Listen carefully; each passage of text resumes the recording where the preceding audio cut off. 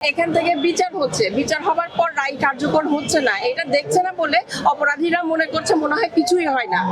আমি জানি আজকে এখানে একটা বিচারের মাধ্যমে আমরা একটা ভালো রায় পাবো বলে আমরা আশাবাদী, কিন্তু সেই সাথে আমি জানাতে চাচ্ছি এখানে কাজ শেষ হবার পর কি এরপরের স্টেপটা কি? আপিলের জন্য কেন এখনো আলাদা বেঞ্চ কেন করা হচ্ছে না, যেটাতে আমরা শুধু শিশু ধর্ষণ বা ধর্ষণজনিত বিষয়গুলোর আপিল শুনবো? এর ফলে তো আপনারা বিচার আরো তাড়াতাড়ি পেতেন এবং ফাঁসির রায়গুলো কার্যকর হতে আরো তাড়াতাড়ি আমরা আগাতে পারতাম। আমার মনে হয় এই জায়গায় কাজ করার একটা সময় এসে গেছে।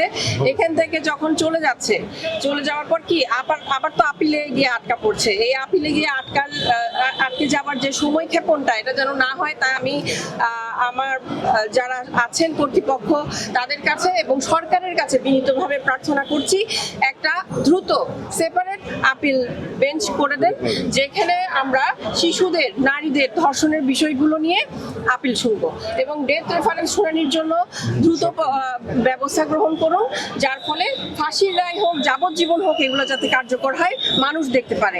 আসলে আমাদের সমস্যাটা হয়েছে সেটা হচ্ছে এখান থেকে বিচার হচ্ছে, বিচার হবার পর রায় কার্যকর হচ্ছে না, এটা দেখছে না বলে অপরাধীরা মনে করছে মনে হয় কিছুই হয় না। আইন বলতে কিছুই নাই, আইনের হাত এত লম্বা না, আমাদেরকে ধরতে পারবে না। বাচ্চারা ভালনারেবল এমনিতেও, আপনি জানেন। তো সেই ক্ষেত্রে বাচ্চাদের উপরে এই পাশবিকতাটা বেশি বেড়ে যাচ্ছে। তাই আমি মনে করি এখান থেকে বিচার কার্য শেষ হবার পর আপিলের স্টেজটা যাতে দ্রুত নিষ্পত্তি হয়, তাই separate appeal bench is very needed. এরপর ডেথ রেফারেন্স শুনানির জন্য দ্রুত কি করা যায় এই বিষয়ে আমাদের এখন একটা সুস্পষ্ট নির্দেশনা থাকা উচিত। আর আমি আরেকটা কথা সরকারের উদ্দেশ্যে বলতে চাইবো, সেটা হচ্ছে ভুটানে আমরা দেখেছি যে 50%-এর ওপরে অবশ্যই বনায়ন থাকতে হয়, এই ধরনের ওরা সাংবিধানিক আইনই করেছে। তাহলে আমরা কেন একটা আপিল বিভাগ করে আপিল বেঞ্চ করে আলাদাভাবে এখানে আপিল শুনতে পারছি না?